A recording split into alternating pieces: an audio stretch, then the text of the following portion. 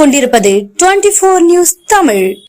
நாகூரில் பாஜக மாநில தலைவர் அண்ணாமலையை கண்டித்து ஆட்டுக்குட்டி உருவ பொம்மை எரிக்க முயன்ற காங்கிரஸ் கட்சியினருக்கும் போலீசாருக்கும் இடையே தள்ளுமுள்ளு, சாலை மறியலால் பரபரப்பு. தமிழக பாஜக தலைவர் அண்ணாமலைக்கும் காங்கிரஸ் கமிட்டி தலைவர் செல்வ பெருந்தகைக்கும் இடையே வார்த்தை மோதல் நிலவி வருகிறது. இந்நிலையில் வார்த்தை மோதல் முற்றிய நிலையில் இன்று காங்கிரஸ் கட்சியினர் நாகை மாவட்டம் நாகூரில் பாஜக மாநில தலைவர் அண்ணாமலையை கண்டித்து கண்டன ஆர்ப்பாட்டத்தில் ஈடுபட்டனர்.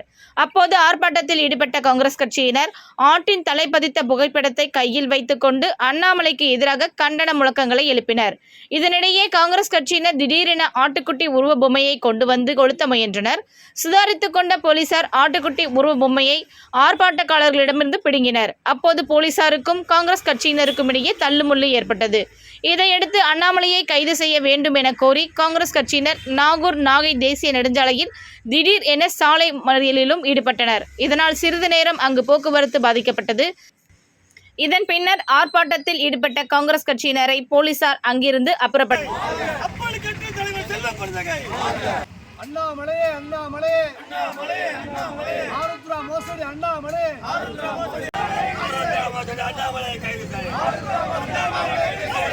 அண்ணாமலை கைது